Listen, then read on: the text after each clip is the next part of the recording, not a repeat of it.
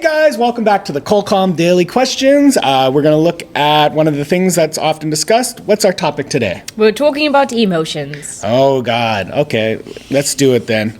Our first question is, what emotions have you been feeling most recently, and in what situations do these emotions arise? I think stress.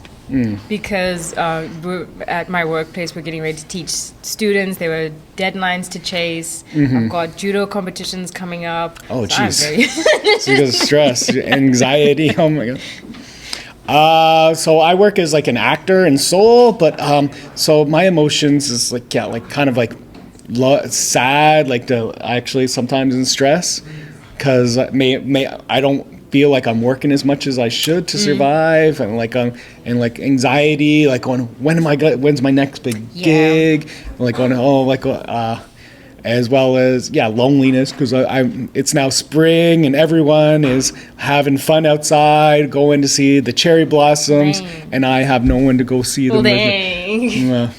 I didn't put it that way. No, but being an actor is very tough. I studied drama. I studied to be an actor and was an actor in South Africa. It's a tough, it's not for the weak-hearted. Yeah. So I have no one to hold my hand while we sing Buska Buska, the Bakot song. Can you read number 2 for us? Sure.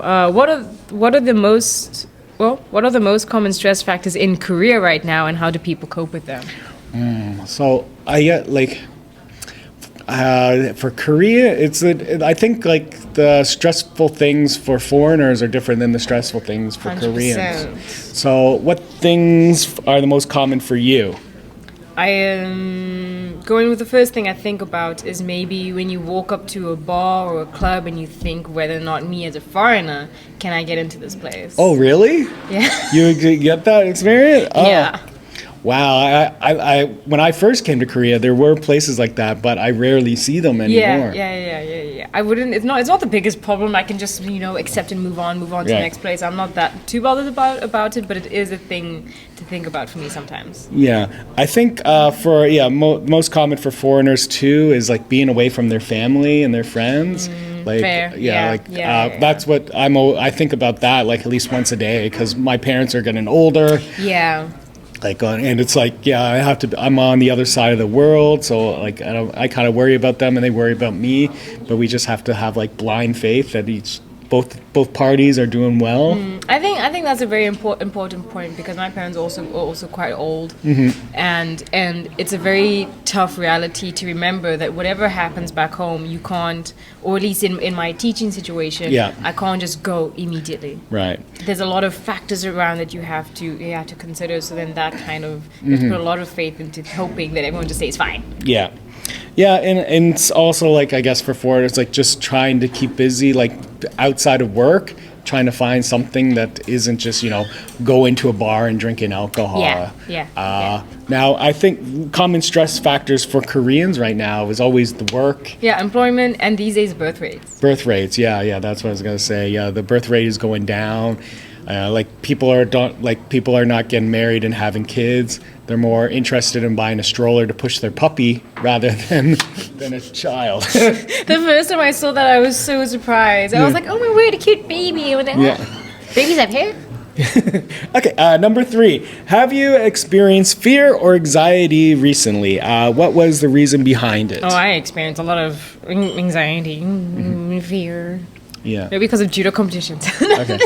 That gives me anxiety. But also just thinking like long term in career plans and how to make the next move. Like I eventually want to go up to Seoul, and Seoul's more expensive than Daegu. Then I think about like how are things here and how are things up there. And and visas. Visas give me a lot of stress, because you need a form or something that can keep you here.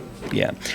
For me, like, I don't know how much longer I want to stay in Korea.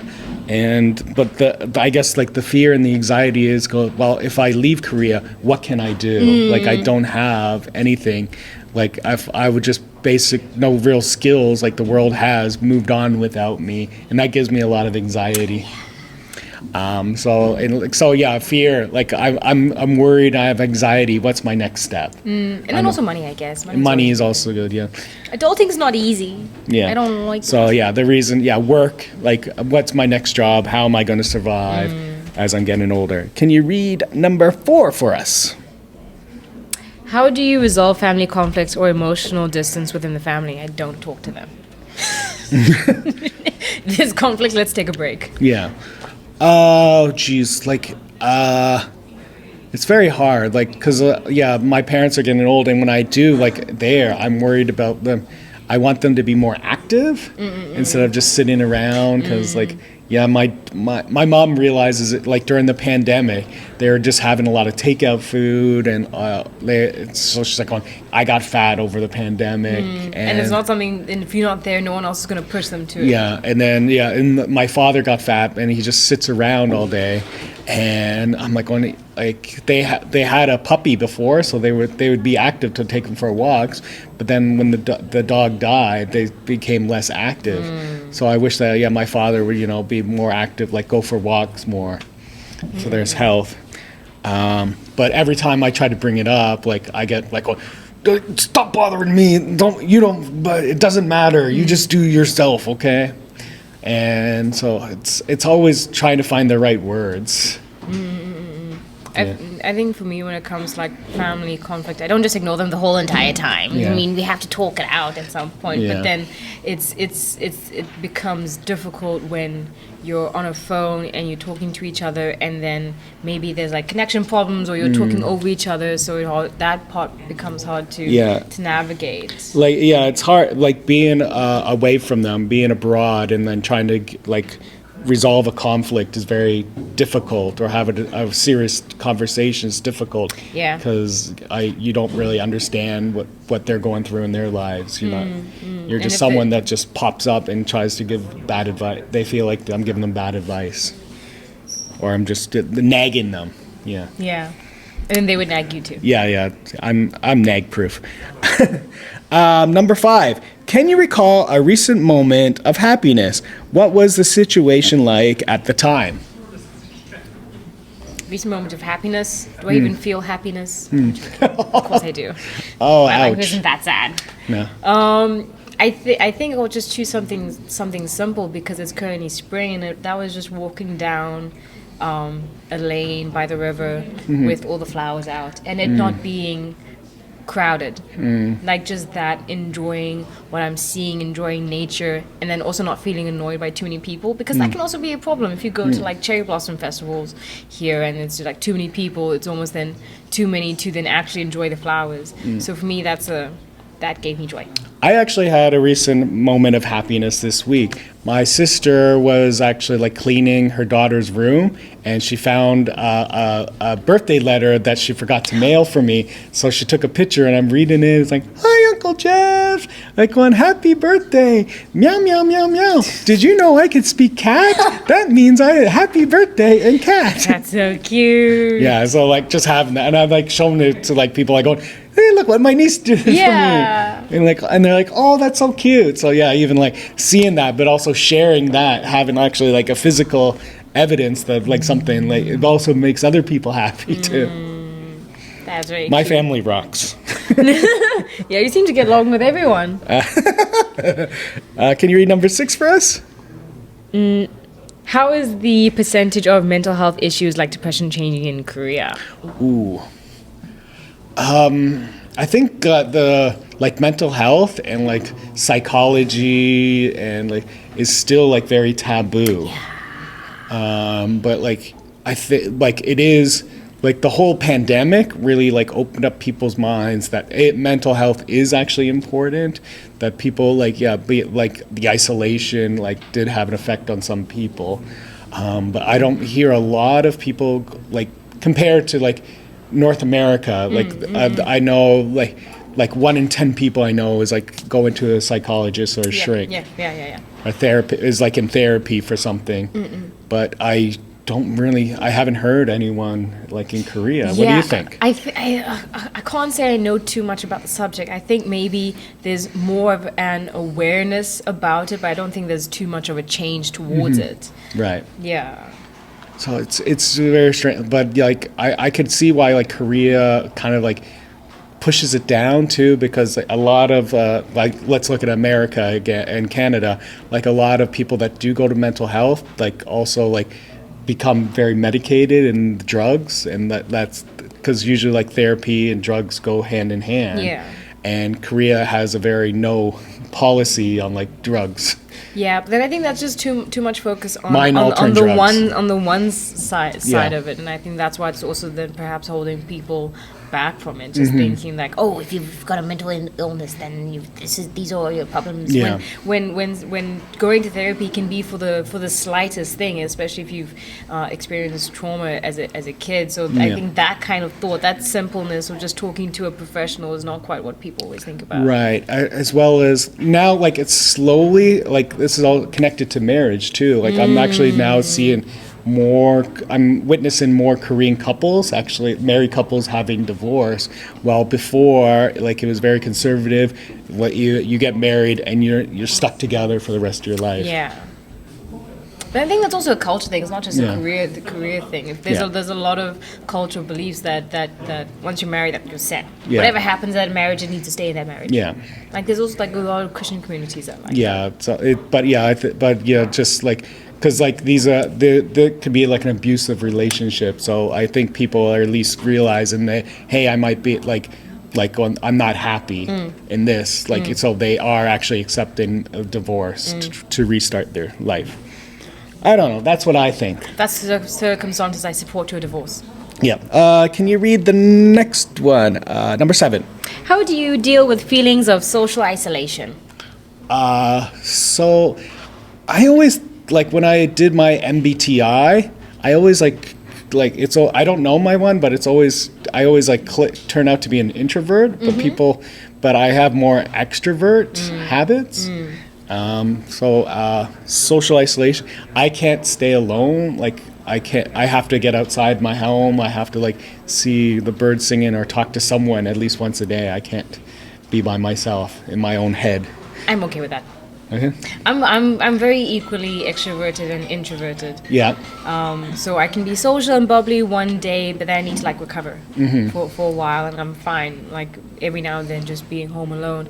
But then, how to deal with the feelings of feeling like socially isolated? I get okay. Let me say it in this way. There were some times when I'm in a group of people and they just habitually gravitate towards each other, and then I feel excluded, and then they're just stuck together, and that's more or less social isolation. Yeah. And then I think the way that you can deal with those kind of feelings is that you talk with your true friends. Yeah. Not that I'm saying that those people are not your true friends, but on that day when you're not feeling particularly close to them, you talk to the people you are close to. You just vent, you let it out. Yeah. They console you maybe a little bit, and then you move on and go back to being friends with those people the next day.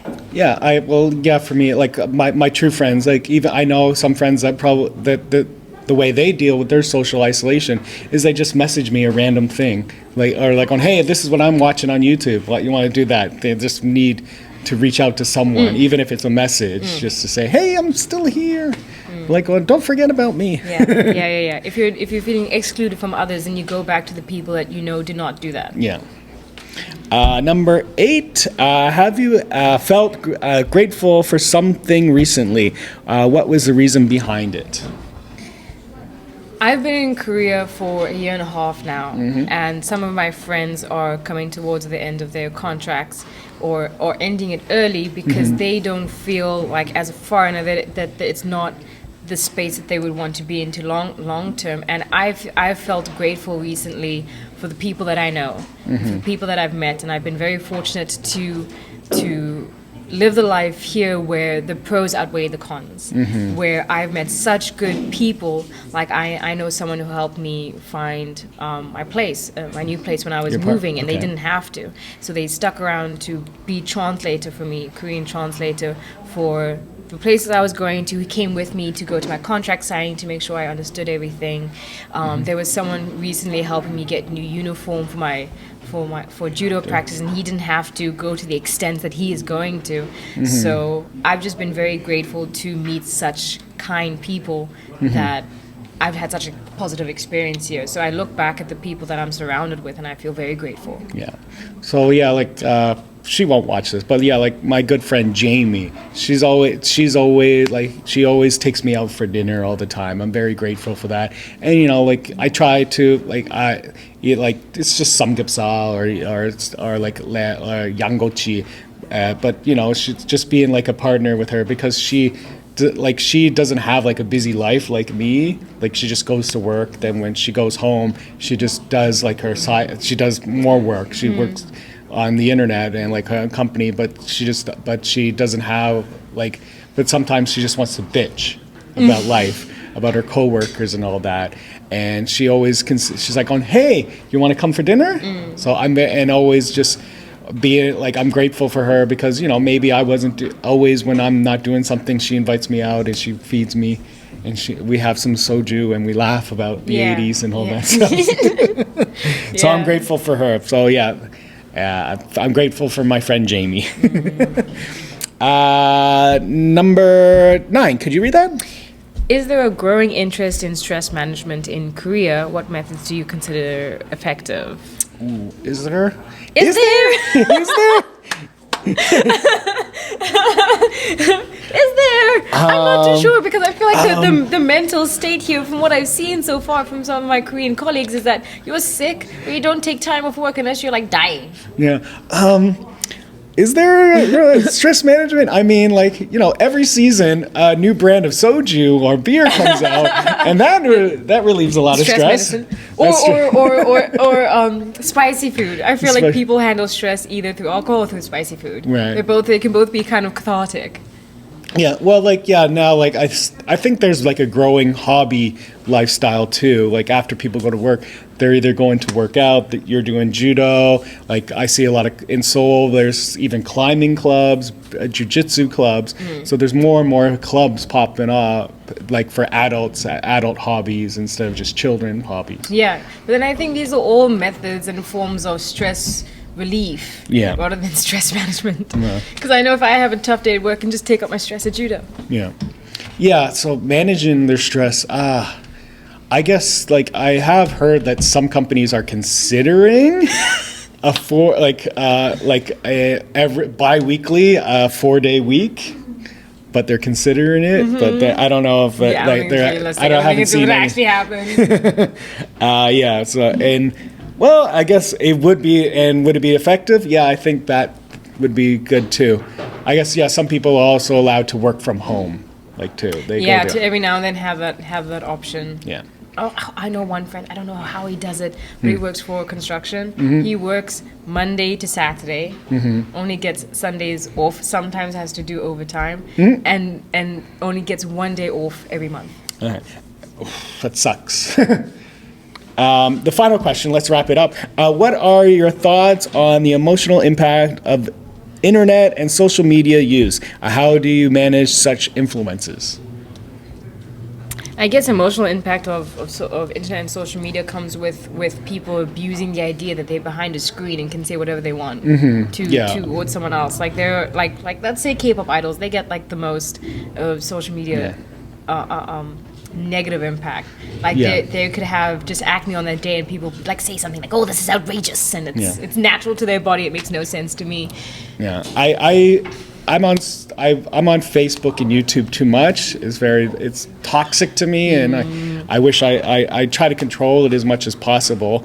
But I think what I know, like, I don't look at Instagram now because half the stuff on Instagram is phony. Yeah.